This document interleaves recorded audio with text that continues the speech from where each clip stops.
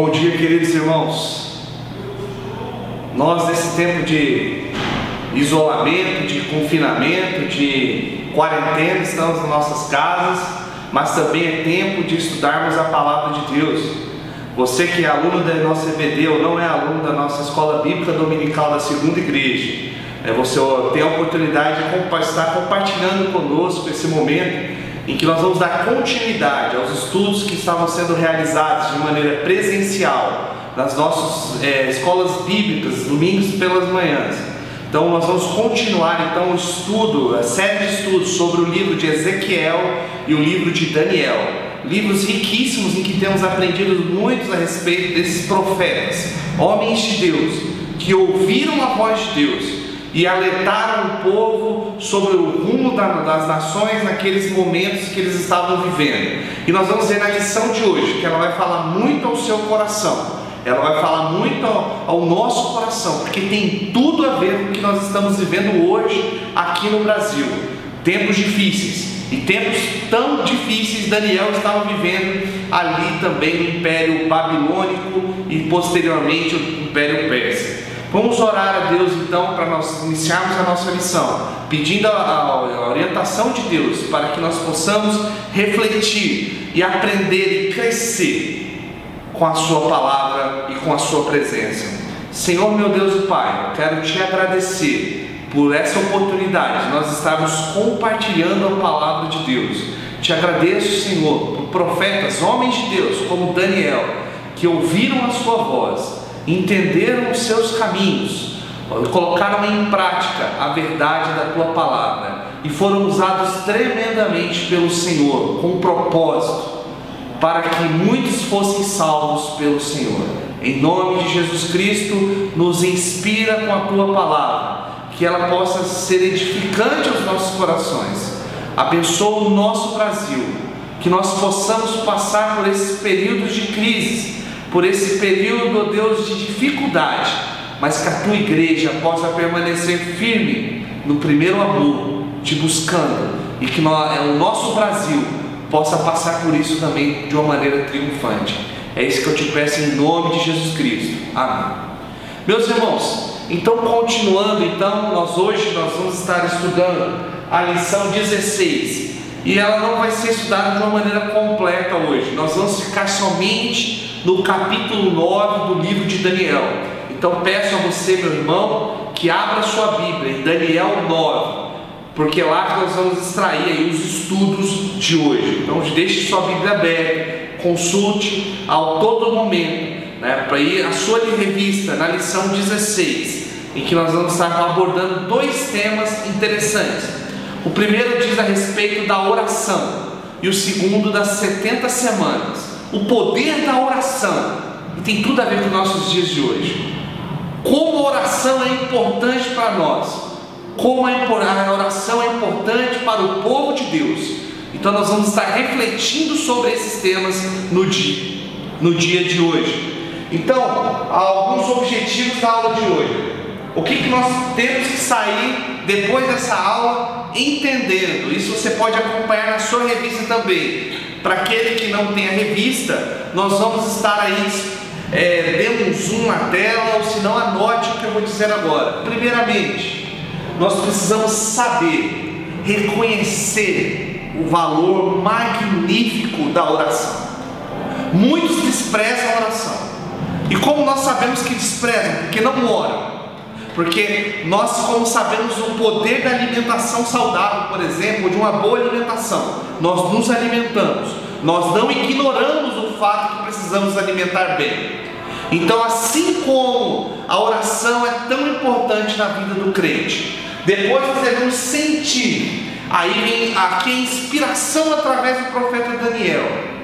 Nós precisamos sentir o desejo de orar e buscar mais a Deus. Em tempos que nós estamos em casa, em família, nós precisamos estar buscando a Deus, e nós vamos ver isso através da vida de Daniel. E por último, nós precisamos agir. Colocar os nossos joelhos no chão, orar pelo nosso país, orar pela condição social do nosso país, orar pelo mundo. Quantas notícias nós não temos ouvido, por exemplo, ouvido da Itália, pessoas que, sim, idosos que estão sendo deixados morrer por falta de equipamento respiratório. E essa realidade tem batido as nossas portas. E nós, como povo de Deus, nós precisamos dobrar os nossos joelhos e clamar ao Deus vivo que cure essa nação, que seja criada uma vacina, um remédio. O agir de Deus é com Deus, mas nós precisamos orar a Deus pela nossa nação, e nós vamos ver isso na vida de Daniel. Um histórico, então, meus irmãos, da oração na Bíblia. Primeiro, nós podemos observar a vida de Abraão.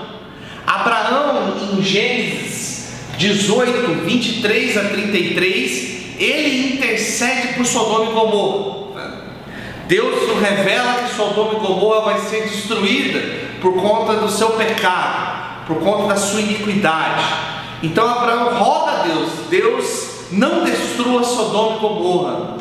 E Abraão vai negociando com Deus vidas, se houver pelo menos 50 justos. Mas nós observamos que a oração de Abraão, ela foi ouvida por Deus, ela foi respondida, mas Sodoma e Gomorra, ela foi destruída. Então, um exemplo de oração ouvida, respondida, mas não foi respondida de acordo com a vontade de Abraão, mas sim de acordo com a vontade de Deus. Um segundo exemplo, nós podemos observar esse segundo exemplo em Números 14, 13 a 15. Nesse trecho da palavra de Deus, Moisés roga a Deus para que Deus não destrua o povo no deserto. Deus ouve a oração de Moisés e não destrói o povo. Só que ele diz: essa geração não vai entrar na terra prometida.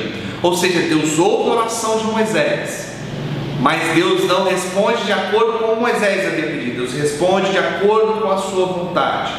Nós podemos observar também aqui Elias, vou ler um trecho da palavra de Deus, que é lá em Tiago, capítulo 5, 17 e 18.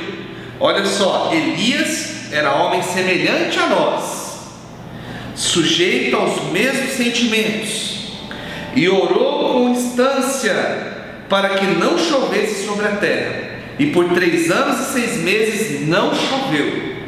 E orou de novo, e o céu deu chuva, e a terra fez germinar os seus frutos.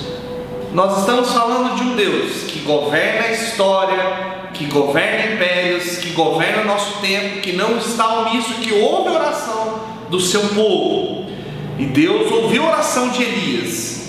Imagine, meus irmãos, 3 anos e 6 meses sem chuva, e depois Elias ora novamente, a chuva cai sobre a terra.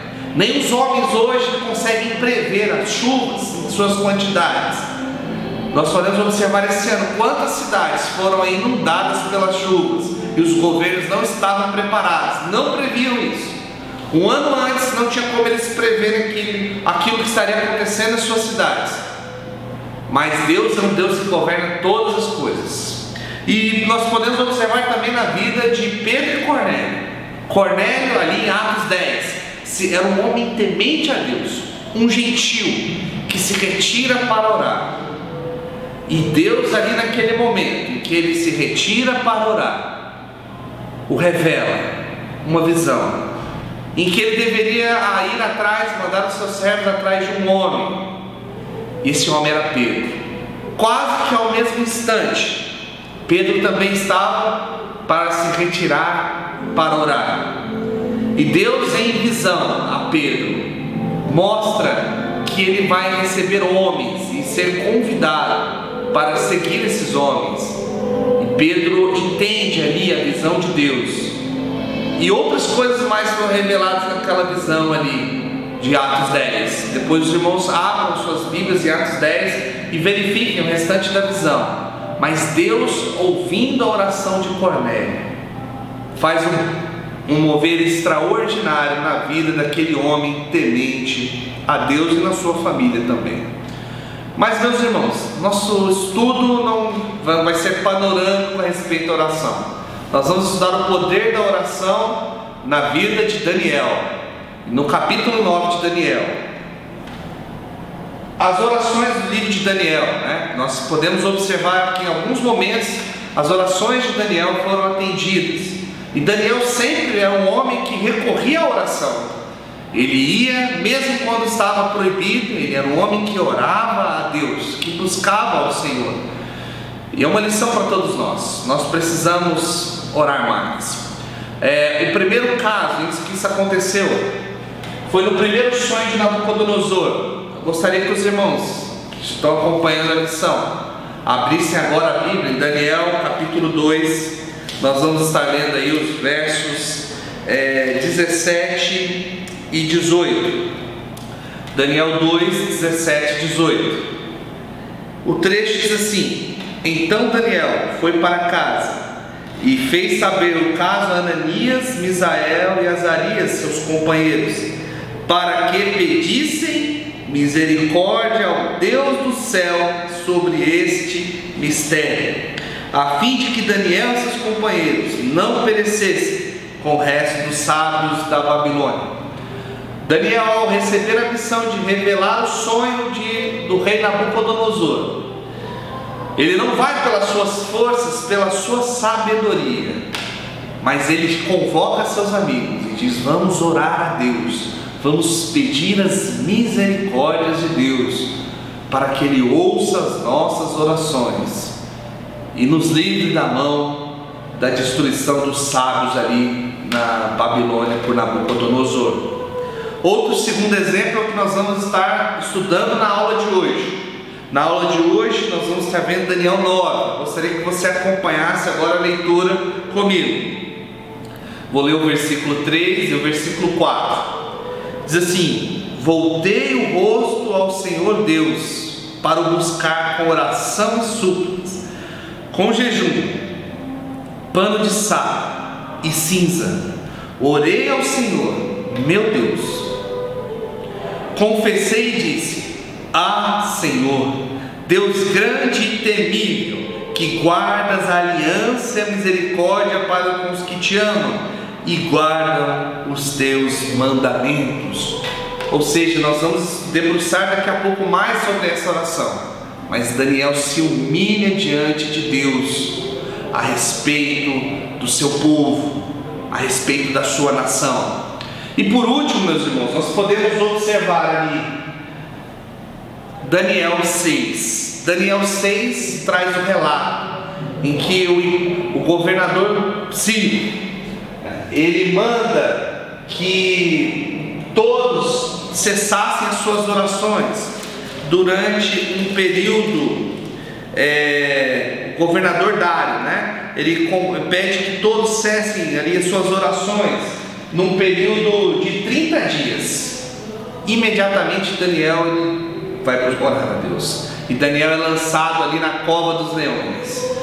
Ou seja, isso não é uma ousadia de Daniel com relação ao rei Dário, mas Daniel ele foi para sua casa. O seu compromisso maior era com Deus do que com qualquer decreto. Então nosso compromisso maior com o povo de Deus é com o próprio Deus e a sua vontade, né? Então nós, como povo de Deus, nós devemos buscar a Deus, assim como Daniel buscou a Deus, né? Aplicação para hoje: por que nós precisamos orar? Não sei se dá para ver aí na tela do seu computador, mas eu vou aqui dar alguns motivos, e você pode pensar em alguns também, que nós precisamos orar. Então, por problemas religiosos, idolatria, ateísmo. Meus irmãos, carnaval desse ano, zombaram o nome de Jesus, a cruz de Cristo. Cristo foi zombado. Cristo é real, meus irmãos. Jesus Cristo, Ele está aqui no meio de nós, habita em nós. Nós somos templo do Espírito Santo. E Deus observou tudo aquilo que estava acontecendo em nossa nação. Nossa nação, de uma certa maneira, como nação, zombou de Deus, zombou do nome de Jesus.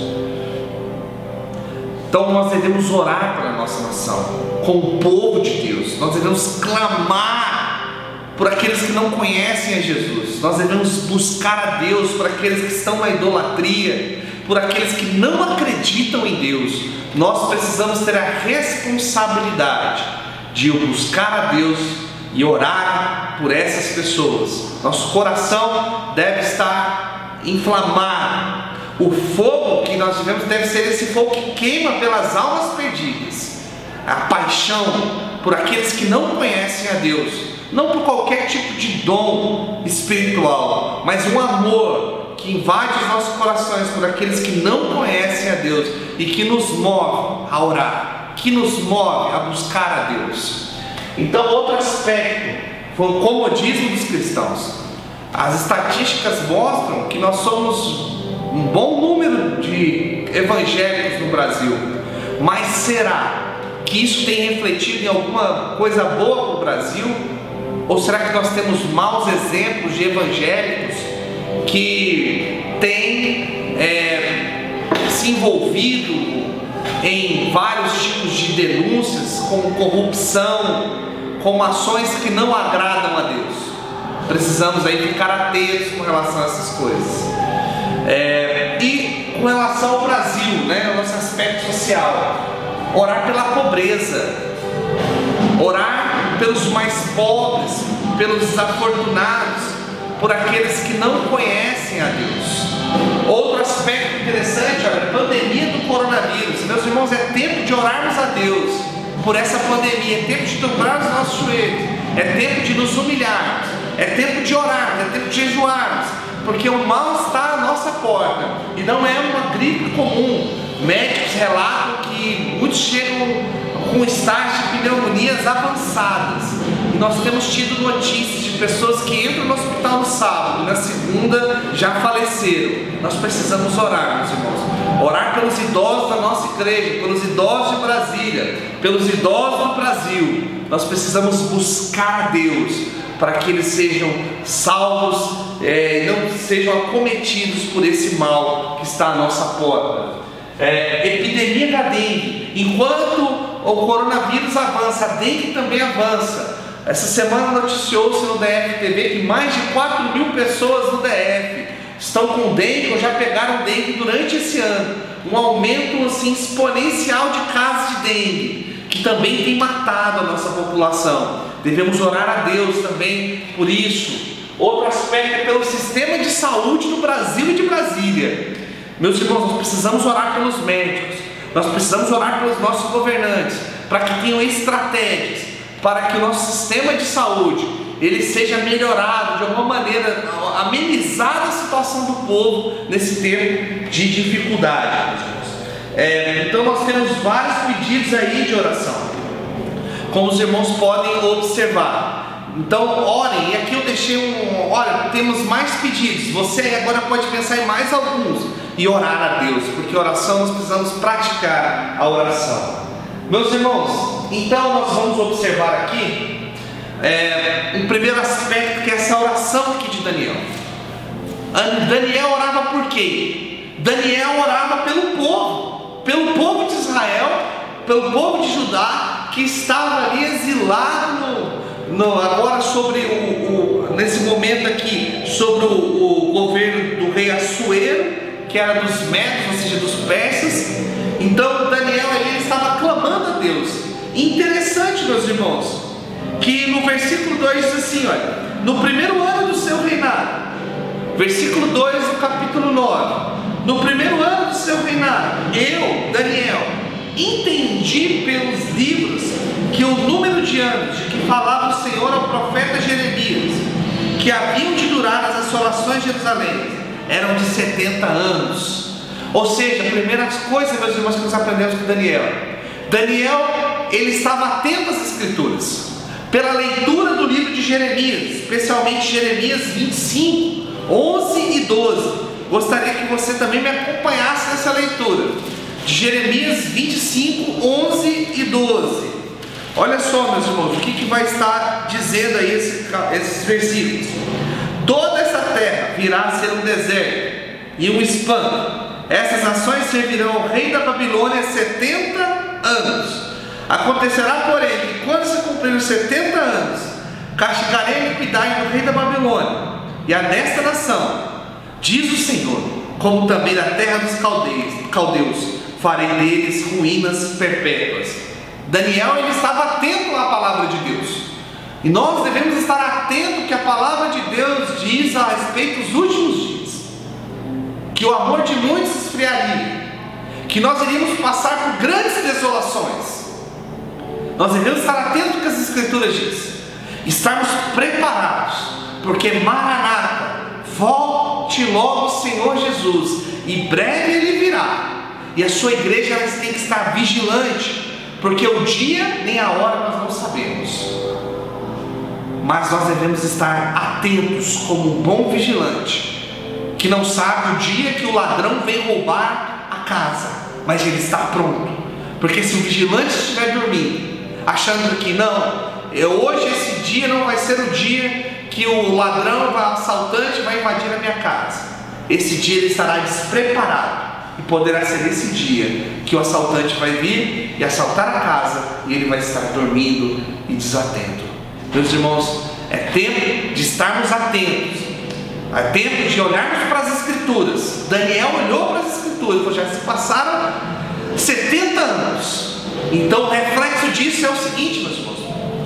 Primeira coisa que Daniel fez, nós precisamos entender isso. Também não precisamos ser aí sai agora anunciando que o Apocalipse de uma maneira, lógico que devemos anunciar que Jesus Cristo está voltando, mas nós devemos ver o primeiro passo de Daniel. O primeiro passo de Daniel, ao ler as Escrituras, entender isso, ele vai: voltei o rosto ao Senhor Deus para buscar em oração e súplicas. O primeiro passo de Daniel foi para a oração. Daniel foi para a oração, ele foi para o jejum. Nesses tempos difíceis nós precisamos ir primeiro para a oração, para o jejum. Precisamos buscar a Deus, e ele foi mais do que isso, mais do que para a oração, mais do que para o jejum. Ele se humilha diante de Deus, ele se humilha diante de Deus, e ele se humilha pelo seu povo, ele se inclui como tudo, como seu povo. Nós podemos observar que a vida de Daniel é uma vida exemplar. Daniel era um homem que buscava a Deus, um homem temente a Deus, mas Daniel, ele se inclui no seu povo como alguém também pecador. Gostaria que você acompanhasse alguns trechos da palavra de Deus, para nós entendermos que também nós devemos nos incluir como brasileiros, pecadores, e clamar a Deus por misericórdia. Ele diz assim no versículo 5: temos pecado e cometido iniquidades, procedemos perversamente e fomos rebeldes, apartando-nos dos teus mandamentos e dos teus juízos, e não demos ouvidos a teus servos, os profetas, que em teu nome falaram aos nossos reis. Estou em capítulo 9 de Daniel, versículo 6. Nossos príncipes e nossos pais, como também ao povo da terra. Daniel está se incluindo. Nós não te ouvimos, não ouvimos os profetas, nós pecamos, nós nos afastamos de Deus. E nós vamos observar aqui que na oração de Daniel, ele começa engrandecendo a Deus no versículo 4, quando ele diz que Deus é grande e terrível. Mas no versículo 5 ao versículo 16, ele reconhece a situação pecaminosa da sua nação. Ele reconhece que Judá, que Israel havia pecado contra Deus, não havia ouvido a voz de Deus como deveriam ter ouvido a voz de Deus. Meus irmãos, é tempo de nos humilharmos e reconhecermos que a nossa nação está em dívida com o nosso Deus. Nós precisamos orar a Deus e reconhecermos que o mundo está em dívida com o nosso Deus. Nós sabemos disso, e nós precisamos clamar para esse Deus. E no verso, então ele vai dizendo, como está escrito na lei de Moisés, no verso 13: todo este mal nos sobreveio, apesar disso, não temos implorado o favor do Senhor. Ele está dizendo o seguinte: o mal veio, o mal se instaurou, mas ninguém tem clamado pelo favor do Senhor. Embora o povo saiba que tudo aquilo estava acontecendo, que era por desobediência à aliança, desobediência àquilo que Deus tinha feito, um compromisso com Moisés e com o povo ali no deserto. ninguém estava clamando a Deus pela situação que estava. Ninguém estava reconhecendo que estavam sofrendo aquilo por conta das suas atitudes e por seus pecados. E ele continua: nosso Deus, para nos convertermos das nossas iniquidades e aplicarmos a tua verdade. Nosso Brasil precisa de Jesus Cristo, e Deus permitiu que vivêssemos esse tempo para refletirmos. Nós e nossas casas somos templos de adoração ao nosso Deus. Devemos buscar ao Deus Altíssimo e clamar a Deus por esse tempo difícil. E acima de tudo, não só por uma cura física, que nesse tempo nós precisamos, mas nós também precisamos de uma cura espiritual para o Brasil. Nós precisamos que o Brasil reconheça que Deus é o Deus acima de todas as coisas, que Jesus Cristo é o Salvador, e nós, como cristãos, devemos dar o exemplo e estarmos orando a Deus e clamando a Deus para o nosso povo. Então, diante de tudo isso, diante desse reconhecimento que ele faz no verso 5 ao verso 16, você pode observar na leitura do texto de Daniel 9, o reconhecimento que Daniel faz da situação pecaminosa de seu povo, de não obedecer à voz de Deus. Ele clama a Deus a partir do verso 17. Eu gostaria que você acompanhasse comigo essa leitura, a partir do verso 17 até o 19 do capítulo 9. Agora, pois, ó Deus nosso, ouve a oração do teu servo e as suas súplicas sobre o teu santuário assolado, e faz resplandecer o rosto por amor do Senhor. Inclina, ó Deus meu, os ouvidos e ouve, abre os olhos e olha para essa desolação e para a cidade que é chamada pelo teu nome, porque não lançamos as nossas súplicas perante a tua face, fiados em nossas justiças, mas em tuas misericórdias. Fantástico, Jesus. Fantástico. Daniel, a Deus, agora ouve e vê. Olha como nós estamos aqui já há 70 anos nesse local, sendo escravos. O templo, como colocando aqui de uma maneira figurada, o templo destruído, Israel subjugada por um outro império. Ele clama não pela justiça do povo, não porque o povo merecia, ele coloca assim, não fiado, ou seja, não na fiança da nossa justiça, mas pelas tuas misericórdias. Misericórdias, meus irmãos, pelas misericórdias de Deus é que nós devemos clamar nesse tempo também. Devemos clamar por misericórdia pelos nossos idosos, pelas nossas pessoas, nossos irmãos e compatriotas e qualquer pessoa do mundo que estão em situação de risco, aqueles que estão nos hospitais, pelos médicos. Nós devemos clamar pelas misericórdias de Deus. Então ele olha e fala: Deus, o Senhor é misericordioso. E no verso 19 ele diz assim: ó Senhor, ouve, ó Senhor, perdoa, ó Senhor, atende-nos e age, não te retardes por amor de ti mesmo, ó Deus meu, porque a tua cidade e o teu povo são chamados pelo teu nome. Glória, que oração, irmãos.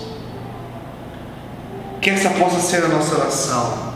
Ó Senhor, ouve, ó Senhor, perdoa, ó Senhor, atende-nos e age, não te retardes, porque o mal está à nossa porta. Ó Deus meu, porque nós somos um povo, filhos do teu nome. Daniel aqui apela pelo zelo de Deus que ele tem pelo seu próprio nome.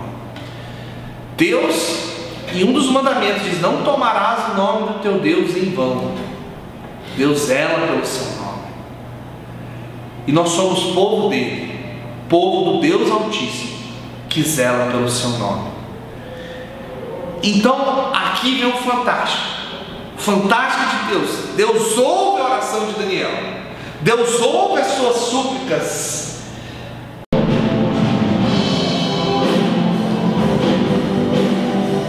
Meus irmãos, então, para a resposta de Deus à oração de Daniel. A resposta de Deus começa aqui no versículo 20, né, que diz assim: falava eu ainda e orava, confessava o meu pecado, o pecado do povo de Israel, e lançava minha súplica perante a face do Senhor meu Deus, pelo monte santo meu Deus. E quando ele já estava ali orando, o anjo Gabriel vem a Daniel e revela uma visão a Daniel do que ia acontecer no futuro. Nós aqui vamos ver de uma maneira mais resumida a respeito dessa visão, né? Olha que interessante no verso 9 a 23.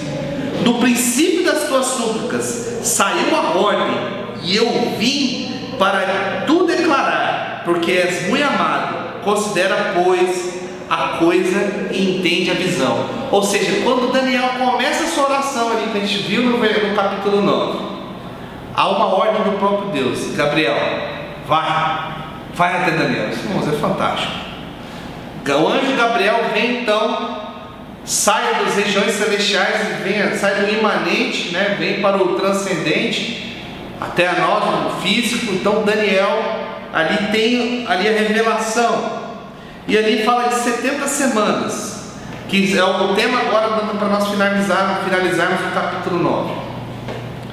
Muito complexo, meus irmãos, entender de uma maneira muito superficial esse texto. Esse texto tem várias visões. Cada versículo ele fala a respeito de um presente, de um futuro próximo, de um futuro mais distante e de um futuro que ainda não aconteceu. Então nós vamos analisar algumas situações aqui. Quando ele fala 70 semanas, estão determinadas sobre o teu povo e sobre a sua santa cidade, para fazer cessar a transgressão. Meus irmãos, 7 é um número perfeito na numerologia hebraica. E quando ele fala 70 semanas, ele está aqui mais ou menos, que a gente pode interpretar isso aqui, que é um tempo perfeito. Seria a plenitude dos tempos, seria 7 vezes 10, ou seja, 10 vezes a perfeição. Porque nós podemos observar aqui no versículo 24, que essa aqui é uma profecia que não diz a respeito do seu tempo, mas diz a respeito do próprio Jesus. Então é o que nós vamos observar aqui, né? São vários simbolismos que estão aqui presentes. Então 70 semanas são determinadas sobre o teu povo, sobre a tua santa cidade, para fazer cessar a transgressão, para dar fim aos pecados, para expiar a iniquidade, para trazer a justiça eterna, para selar a visão e a profecia, e para ungir o santo dos santos. Aqui nós temos alguns elementos que a gente pode interpretar como sendo que ainda não aconteceram. Cessar a iniquidade ainda não cessou. A gente crê que essa iniquidade será cessada na segunda volta de Cristo. Quando ele diz aqui, para expiar a iniquidade, é um futuro que já aconteceu, porque Cristo foi o Cordeiro vivo que expiou de uma vez por todas os nossos pecados ali no ato da cruz do Calvário. Para trazer a justiça eterna, a justiça do reino de Deus. O reino de Deus, ele ainda não está instaurado fisicamente aqui na terra. Na leitura de Apocalipse, nós podemos observar que esse reino será instaurado aqui na terra, e outros ainda têm visões distintas a respeito desse reino de Deus. Mas, e para ungir o santo dos santos, eles fazem referência ao próprio Jesus Cristo. Então nós podemos observar que esse versículo é riquíssimo. Nós podemos parar aqui a aula, ficar uns 50 minutos debatendo quando cada fato vai acontecer. Mas o importante é entender essas 70 semanas é o quê? É que é um simbolismo. Tem a ver com a plenitude dos tempos. Nós cremos que Jesus Cristo ele veio à terra na plenitude dos tempos. Quando Jesus Cristo veio ao mundo, existia um idioma comum, o grego koiné. As estradas romanas eram pavimentar o seguinte: existiam estradas em todo o reino romano, Império Romano, existia a Pax Romana, existia a liberdade do culto judeu dentro do Império Romano.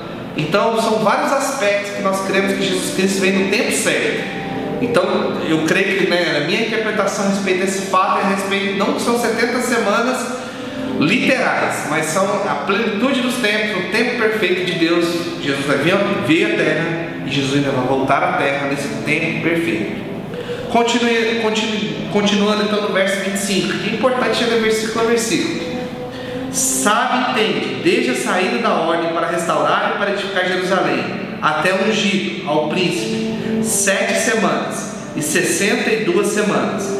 As praças e as circunvalações se retificarão, mas em tempos angustiosos. Meus irmãos, aqui nós temos apareceu um segundo elemento. 7 semanas a gente entende a perfeição. 7 semanas e 62 semanas, né? Alguns comentaristas, como o próprio Moody, ele faz alusão ao seguinte, que essas 62 semanas que apareceram aí, né, somadas essas 7 semanas que ele diz aqui, 7 semanas e, foi o que ele disse aqui no texto, olha, 7 semanas e 62 semanas. Então, se é um artigo aditivo, então seria a soma de 62 com 7. Então, estou trazendo um comentário. Isso aqui também tem outras visões a respeito dessas 62 semanas. Precisávamos de mais uma aula só para falar dessas semanas aí. Mas de uma maneira resumida, eu vou trazer uma visão que diz que seria, quando ele fala da reconstrução do templo, então seria o que? 7 mais 62 dá 69. Vezes 7 daria 483. E de 444 a.C., que a gente crê que foi feita essa revelação, que é o período de Dário, até 30 depois de Cristo, né, que aí seria até os acontecimentos da vinda de Jesus Cristo, daria um período aí de próximo a 483 anos. Então estaria uma proximidade, 483 anos nessa proximidade. A gente pode observar que de 444 até 30 depois de Cristo, nós temos 474 anos. Aí daria uma diferença aí de 10 anos, que seria alguma margem até de contagem dos anos, aí que tem muita polêmica a respeito da contagem dos anos. Então a gente observa que seria nesse período, depois de Dário, houve a reconstrução do templo. A gente pode observar por Neemias e Esdras, ali o livro de Neemias e Esdras, a reconstrução do templo de Salomão, né? E o mais interessante, né, que depois, ele no verso 26, ele cita também algo que nos leva a verificar, que seria a segunda destruição do templo, que aconteceu em 70 depois de Cristo, pelo imperador Tito, romano, né, que houve a diáspora ali, judaica ali nesse período. Depois das 72 semanas será morto ungido. Olha só que interessante, depois das 62 semanas será morto ungido. Então daria esse período aí até a 10 anos aí seria até a morte de Jesus Cristo, né?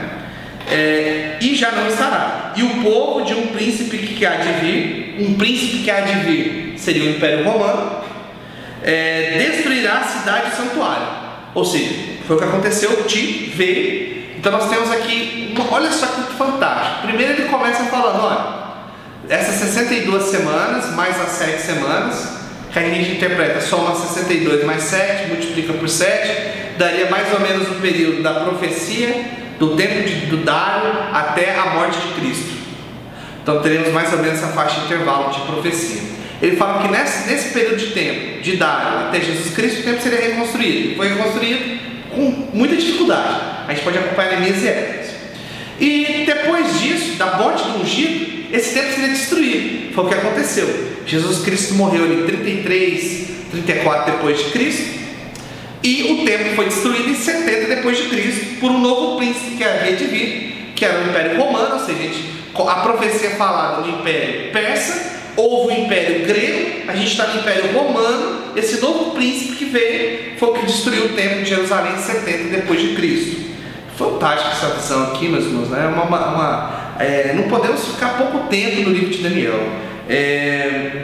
E até o fim haverá guerras, desolações são determinadas. Meus irmãos, aqui ele não para em 70 não, ele fala assim, até o fim. Até o fim a gente não chegou no fim. E a gente está vivendo desolações nos dias de hoje. Aí, meus irmãos, o texto termina, ele fará firme aliança com muitos por uma semana, na metade da semana, fará cessar o sacrifício e a oferta de manjares, sobre a asa das abominações, virá o assolador, até que a destruição está determinada se derrame sobre ele. Então também um texto que fala de cessar os sacrifícios, que cessaram depois da morte de Cristo, fala também do fim, que ainda nós não vivemos, mas de desolações que nós já estamos vivendo. Para concluir, meus irmãos, precisamos orar mais, precisamos orar para a nossa nação. Deus ouve as nossas orações. E por último, precisamos ficar atentos à palavra de Deus, o que ela diz a respeito dos últimos dias. Não podemos ser omissos, mas ouvir a palavra de Deus e ler, interpretar o nosso tempo, estarmos alertas e vigilantes, porque Jesus Cristo logo voltará. Meus irmãos, fiquem com Deus e que essa aula tenha sido abençoadora para a vida de vocês.